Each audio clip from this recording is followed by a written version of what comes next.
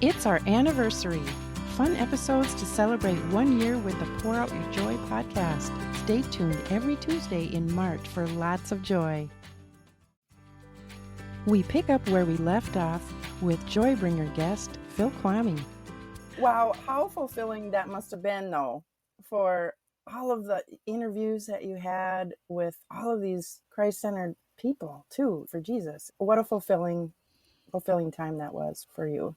Well, it is neat. I wish I had, at the time you never think about saving stuff. And that's the thing about radio and podcasts. You could be working all day on something and get to the end of the day and, oh, what'd you do today? And, other people, I made this thing right here. This is what I made, this widget. I made this, and you put it on your shelf.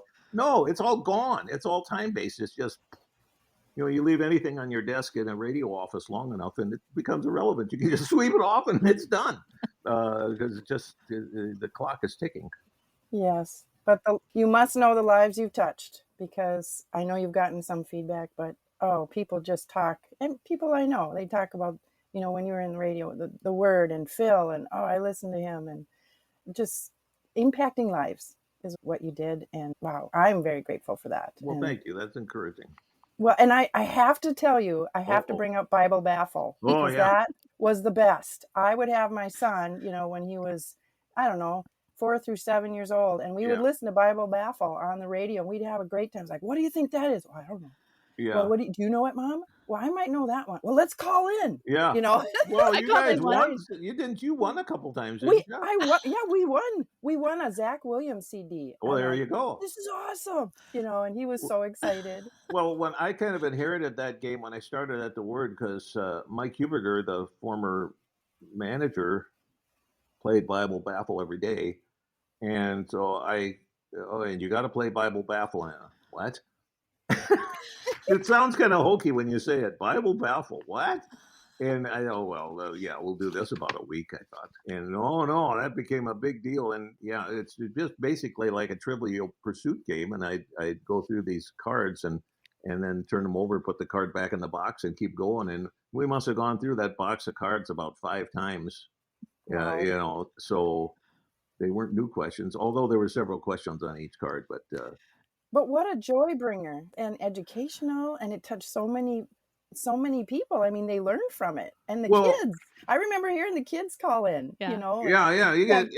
But that's the thing about radio, and I guess it actually applies to real life too. We spend so much time on the things we think are important things.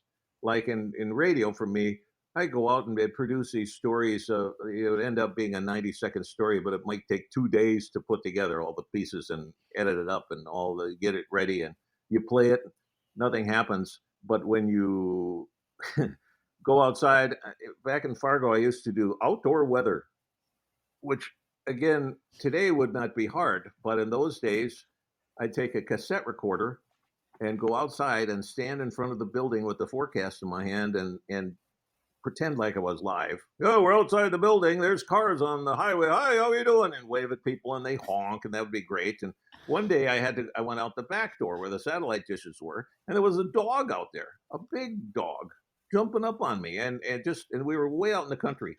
What's going on? There's a dog out here. And then and the dog went over and did his business under the satellite dish. And I said something about it. I said, I forget what I said, but it was wildly inappropriate. and then you run back inside, and you have to do all of this during like the news that's on. So you have 2.5 minutes. You run outside, record your thing, run back in, rewind, find the right spot, plug it in. And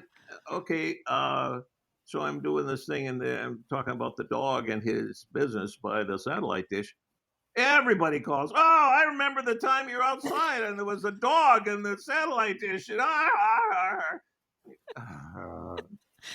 you never know what people latch onto, but basically they latch onto real life and they latch onto real stories. And it's that way in our lives too. We put so much effort into the things that we think are important, and a lot of times it's like, I remember when you read me a story at bedtime, or I remember, when I went through the luggage claim at the airport. It's the dumb little things that they remember that we don't always give the importance they need. Yes. Bethany, did you have something you wanted to say? She looked wistful there for a second. Probably not too much, but I always would listen on Sunday mornings, and I was surprised because I was always wondering how you got to church and were ready to teach your kids their Bible story when I was listening to it at like 8:30. This is smoke and mirrors of radio there, yeah. But I loved those. Yeah, I pre-recorded that. But then every once in a while, I'd show up to do it live just to keep people guessing. And again, that's one of my things that probably nobody else gets that. But you could be taped 9 times out of 10, and then one time for whatever reason you're in the building, and then do it live and talk about something that had to be that morning only, and it just keeps the imagination going. So my little history of radio is we grew up with no TV. So oh, there you go. I've been a huge radio person. We have listened to talk radio my whole life. Yeah. I remember, this is going to date me a lot. I remember when my morning, quote unquote, Saturday morning show told us that they were going to have a new radio program for kids with half an hour from Focus on the Family, Odyssey. Adventures on Odyssey. And I remember excited about listening the next week. They were like telling you it's coming out next week. We're going to have this, and I remember the very first Odyssey.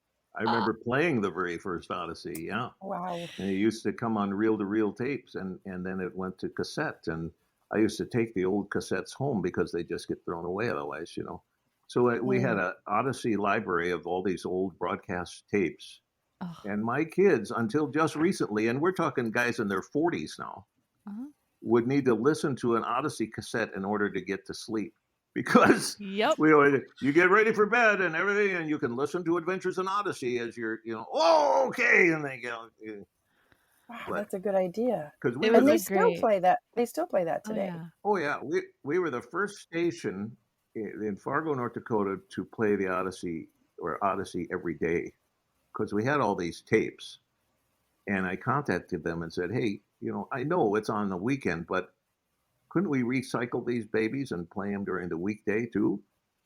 Oh, I hadn't thought of that. So then they said, okay, sure.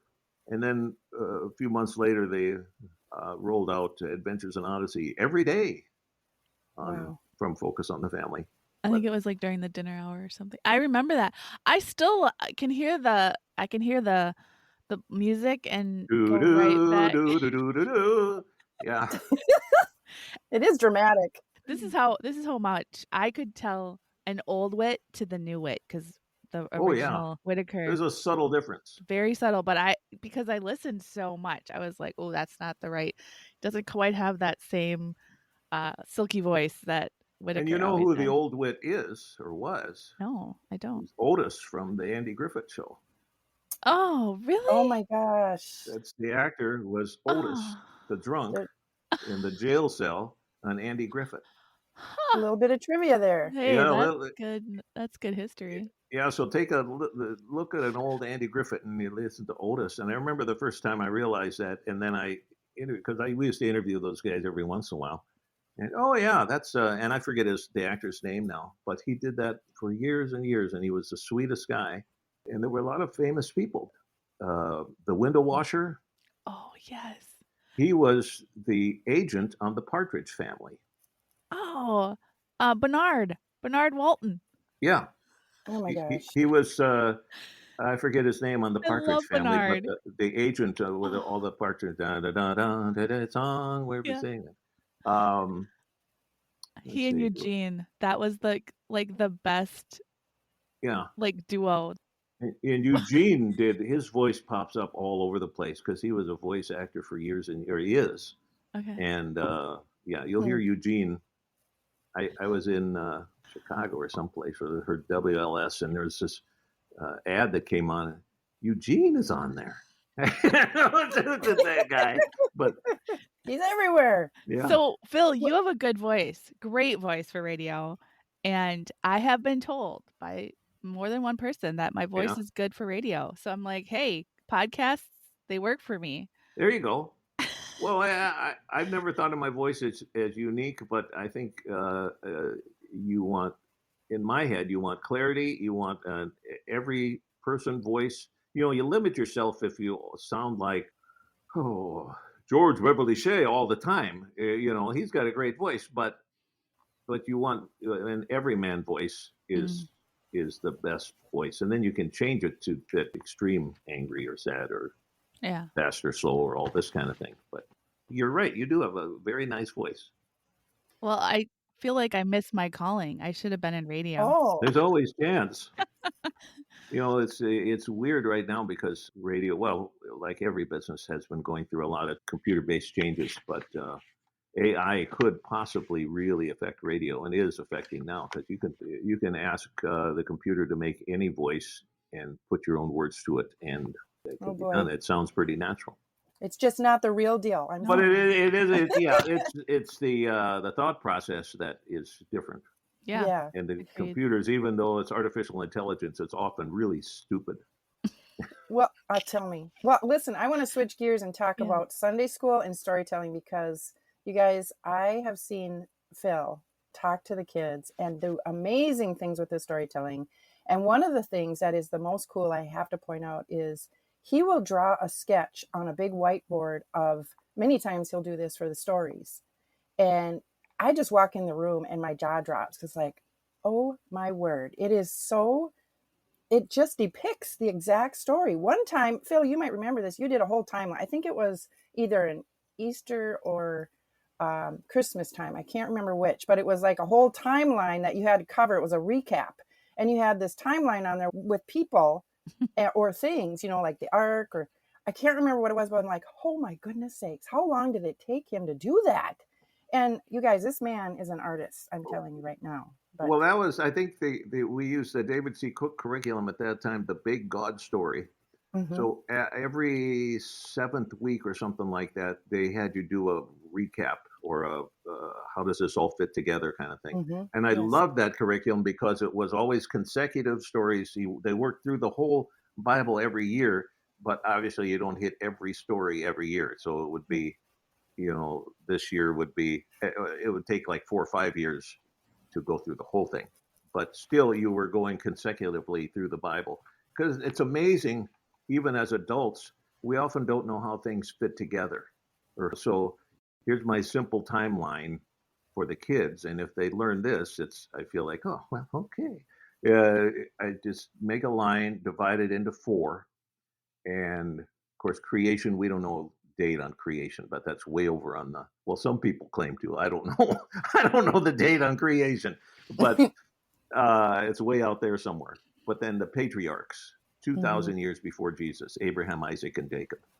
And then go 1,500 years before Jesus. Do you know what that would be? I shouldn't quiz you because this is totally this is good. That 1,500 years before Jesus was the Exodus from Egypt. Oh, okay. So during that time, they'd been slaves for 400 years. Now it's 1,500 years before Jesus is Moses. 1,000 years before Jesus, they were going in 500-year chunks. 1,000 years before Jesus, King David, the best king ever. They're in the promised land and the zenith, of the moral power of Israel, David. 500 years after David, the exile, when things had totally run amok and they were dragged off to Babylon. And then Christmas.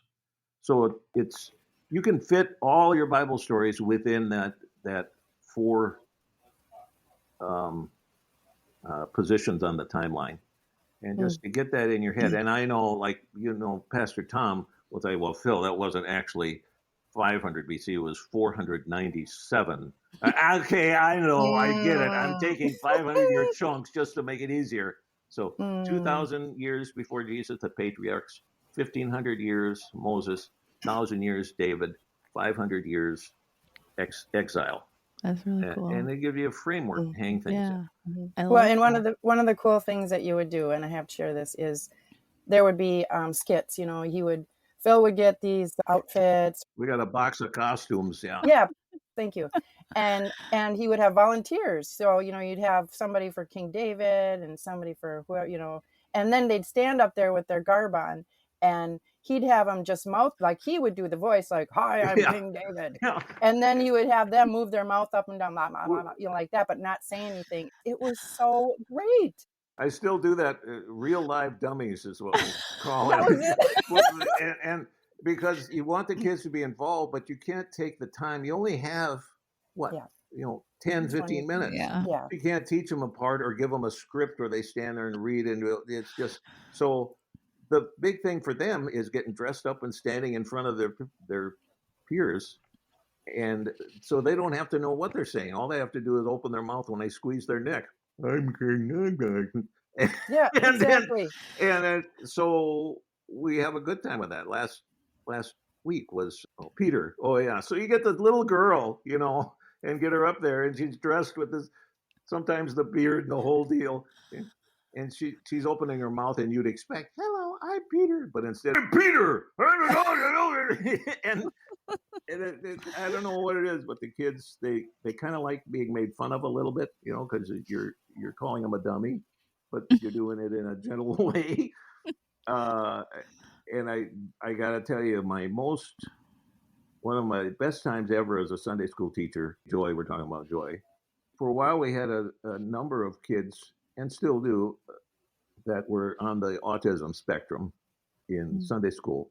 And one boy, and I'm trying to remember his name right now, I'd have him in class, and many times with a helper, because I could not tell if he was getting anything, because he'd be in a permanently distracted mode, looking around, and I would try to include him, and the kids were real good at trying to include him, so they weren't mean at all. I mean, that is so neat when the kids are involved in a positive process like that. But anyway, and he'd learn the verse with us, but just kind of never really on his own. And one time we were asking for characters to do, who knows, I can't remember, Moses, let's say, and he raised his hand. I thought, oh, well, don't know how this is going to work, but we'll try it. Mm-hmm. And he wanted to be a character, and just that was amazing, because he never wanted to be out in front of people. He's just intensely shy and withdrawn in many ways, but he wanted to be a character. And okay, so he comes up, and you know how this works. Yeah. But he hadn't quite gotten the part that when I squeeze his neck, he didn't make any sound. So he'd be making this sound when I was squeezing his neck. And that was okay, because we worked it into the story somehow. And he just had the biggest smile. And this is a kid where I didn't know if he even knew there was a story going on. And he was taking it all in, and he had learned, he even brought out what he was making the sounds, other stories in the past. I could catch little things that he was doing that other kids had done in weeks past. And just amazing, we give up on kids way too early sometimes. I think we don't know how much they're taking in, the little sponges. Yes, that's phenomenal. True. That story is phenomenal. Well, I have to ask you, Phil, you are now in the retirement phase. Was that a hard transition for you? And tell us about what you're doing now and how you're spending your time. Well, I think this happens in every family. There's certain family members who think retirement should happen now, and others that tend to hold back. And I was holding back, and I thought I'd be working at least until 70, let's say. That was my number. And yet Val and one of our sons, Peter, who often tells me what to do a lot, we're going for, they were thinking 62, 63, and then 65. And well, anyway, so we had this ongoing discussion that finally I realized it's really less up to me than people around me, people that are important to me. And one of our friends from church, who and I knew had just retired, and he was just talking about his experience, but it turned out the word I needed to hear, saying, well, why wait? Why as a banker, he was talking about what it means financially and all this stuff. So I said, okay, in a year or so. I retired actually when I was 68.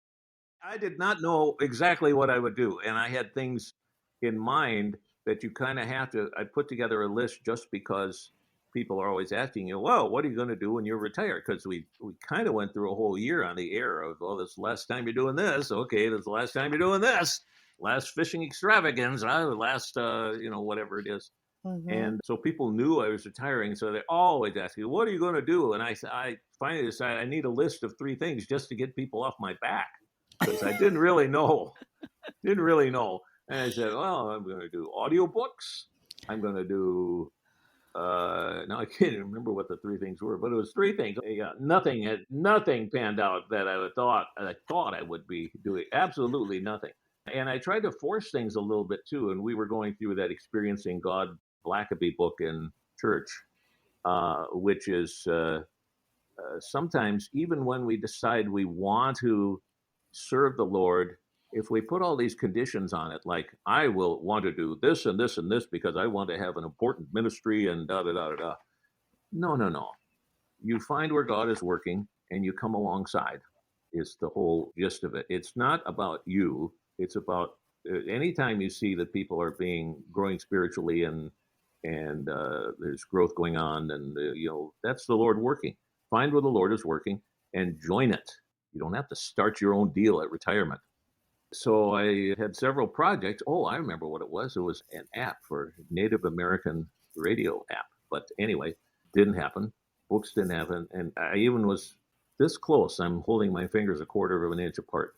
This close to buying a radio station. But then it just didn't happen. So a lot of big things. Then about midway through my first year of retirement, there was a plein air event in Port Wing, Wisconsin, where you go out and you paint in the open air. I'm not a big fan of that because they're bugs. But anyway, we did that, and it was a week, or I turned it into a week. So I went out, and I never wanted to just do it and have fun. I wanted to win or something. I went out early and was scouting locations and taking pictures, and I was painting during the day, and Val was quilting in the hotel room, and Lucy was with me, and we had a great time doing landscapes in Port Wing. Probably go back again next July, and did 5 paintings, and 3 of them sold, and oh well, we could do this again. So since then I've been painting, and I think I was counting the other day because I'm trying to figure out now what to do with all these buggers. There's since last July, probably around 50 paintings. Oh, and wonderful. And it's fun. It's all lake-related things are in this. I used to be an abstract painter because my degree was in art, but I've kind of mellowed over the years and want to connect to the beauty of central Minnesota and God's creation all around us that we miss so many times. So that's what I'm working on. And I have to share with our audience, I've seen some just beautiful artwork from you, Phil, with the trumpeter swans, and then capturing, we have these old boats in where Phil's at. Classic wooden boats at Bar Harbor on Gull Lake. Yes, they're just, I want like every one of your paintings, by the way. Well, we can make an arrangement. Yes, we can. I just don't know where I put them, and my husband would probably shoot me. But anyway, we do have, for our audience, we have a link in the show notes so you can see his artwork. Just beautiful, beautiful nature painting. Just the creativeness that you have brought into those paintings. It's just beautiful. Well, I got connected with I asked online once, it must have been on Facebook, if anybody knew where, had recommendations for an online company to help sell artwork. And a lady who has a coffee shop in Brandon that you probably know, Carol, I use these guys, and they've been real good, and it's not really expensive. And I had been looking at a place that was like $1,500 a month to do that kind of thing. Mm-hmm. And these guys are like $50 a year. Perfect. But you digitize your artwork, you send it in, and they reproduce it in a variety of, whether it be on canvas or on mugs, metal or plastic or mugs or shower curtains or all that stuff. I don't know how that'll work, but it works pretty good. But yeah, I might be draining my bank account. So you can get what would be a large painting on 8x8 or something, and it's not that much. Yeah.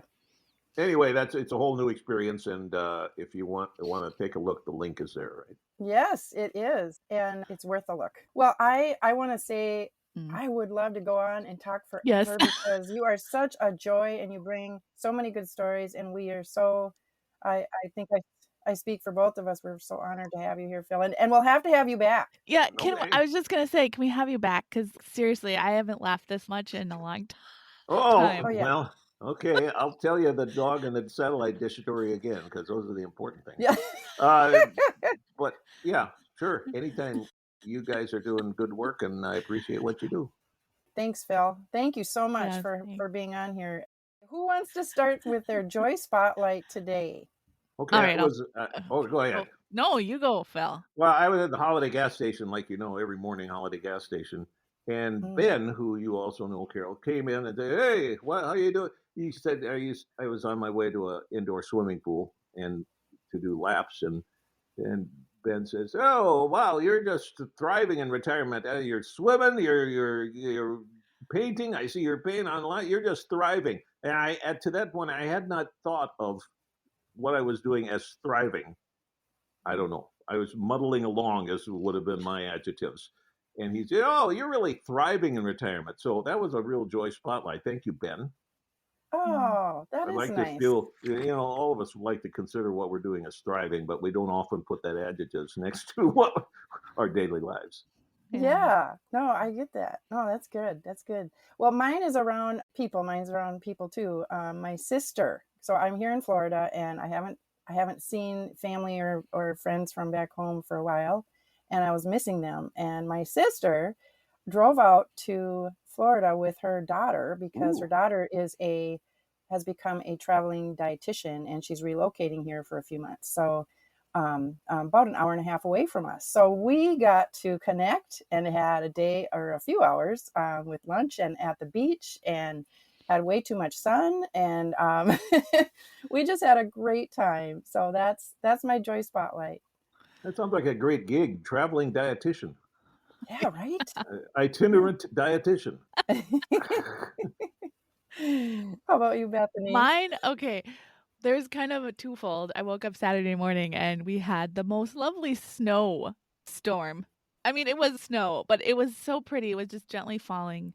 It was the light, fluffy snow. And my mom and I were in the kitchen, and I'm like, I really want a waffle. And she's like, me too.